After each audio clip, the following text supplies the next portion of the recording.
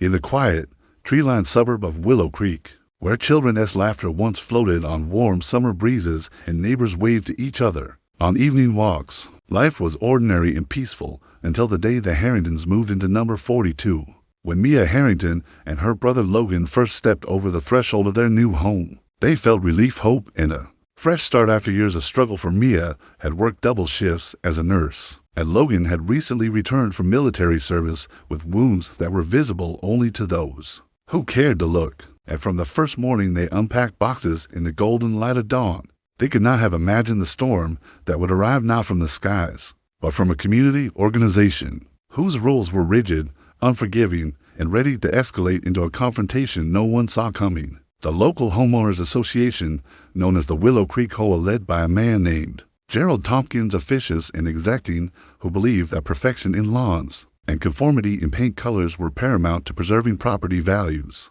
Mia and Logan made friends quickly. Kevin, their next-door neighbor, a quiet high school teacher with a kind heart and a love for grilling on weekends, and his wife Sarah, an artist whose bright paintings adorned her porch, adding color to a street that otherwise championed muted hues. But it was their friendship with Bella, a spirited single mom raising her young daughter Zoe, that turned casual greetings into late-night dinners, laughter shared over charred barbecue, and support for each other during hard days. They laughed, they helped each other move furniture, and the neighborhood seemed to thrive except for one thing: the HOA's unreasonable demand that every house submit to an annual aesthetics inspection, and new rules that appeared out of thin air. When the Harringtons planted flower beds in the front yard, a splash of color that seemed to brighten everyone's day, along the sidewalk where every neighbor walked their dogs and strolled after sunset, they had no idea it would trigger a complaint. But one morning an HOA notice was pinned to their door declaring that flower beds are not permitted outside the fenced landscaping boundary, and it was signed by Gerald in thick, authoritative handwriting. And Mia, who had faced so much in life and yet tried to keep her optimism, tore the notice down with a trembling hand and called Logan, whose jaw clenched when he read the words, not because of the rule itself, but because of what it represented: a rigidity that denied the beauty of life and forced people into conformity. They reached out to Gerald diplomatically at first, inviting him to see the flowers, to understand their purpose, but Gerald refused, citing bylaws and codes with a tone colder than winter wind. And when more complaints followed, one about a swing set in Bella's yard, another about a mural Sarah had painted on her fence celebrating community diversity, the tension grew, and what should have been simple disagreements escalated into letters, meetings in the community hall with fluorescent lights and stiff chairs, and arguments over language so technical and punitive it felt like a courtroom drama rather than neighbors resolving differences, creating a divide in Willow Creek that pitted heart against regulation and kindness against unyielding authority. Phone calls were made, emails sent daily, and soon every household was watching, as the Harringtons and their friends stood in HOA meetings where Gerald recited clause after clause, insisting that fines would be imposed if changes were not made, fines that could accumulate and threaten the Harringtons' ability to stay in their home. Suspicions rose. Rumors spread that the HOA was targeting them unfairly because of their vibrant yard and open doors, and before long posters appeared on neighborhood bulletin boards calling for reform of the HOA, for fairness, for kindness, for a return to community values. But Gerald only doubled down, bringing in an attorney from the nearby town who stood in a crisp suit and talked of liability, code enforcement, and neighborhood standards. And as the situation spiraled, one afternoon the Harringtons returned from grocery shopping to find an official notice taped to their front gate, announcing a compliance enforcement operation scheduled for the next morning. And the language in the notice was stark: law enforcement would accompany the whole board to ensure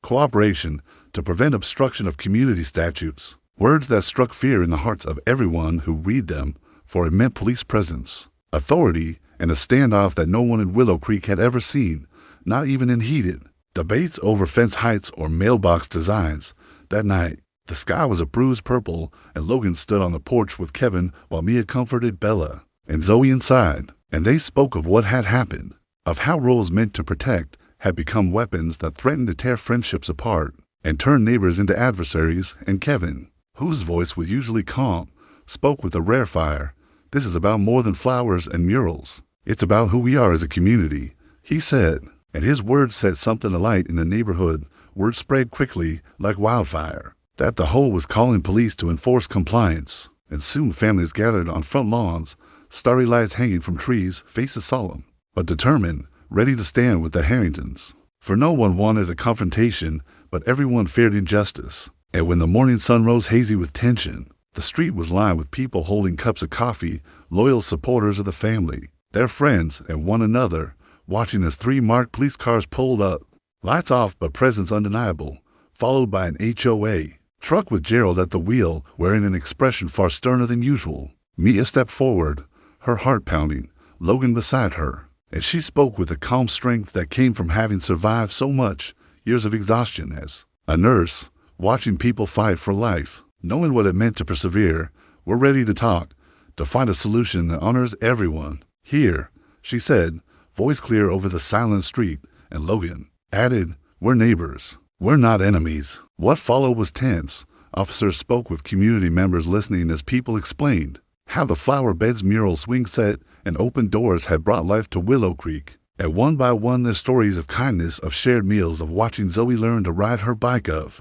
quiet evenings of laughter shifted the mood from conflict toward understanding. It wasn't immediate, and the officers did not threaten force, but the presence of police made Gerald uneasy, his authority suddenly tempered by the collective voice of the neighborhood standing together calmly yet resolutely. Families linking arms, friends offering water to the officers' voices soft, but unwavering, sharing their belief that roles should protect community, not divide it. After hours of talking beneath swaying oak branches and a warm sun that refused to rush the day, Gerald's hardened stance softened, his attorney whispering in his ear as neighbors spoke of unity and compromise, and at last Gerald, his voice quieter, acknowledged that perhaps the bylaws had been enforced without consideration of context, of humanity, and agreed to revisit the rules with community input rather than strict punishment. Cheers rose, tears fell, and Mia hugged Logan while Bella and Zoe danced nearby, Sarah painting a colorful banner that read community over conformity, as the officers smiled and stepped back into their cars, leaving Willow Creek with a promise of change and the lingering warmth of hearts united.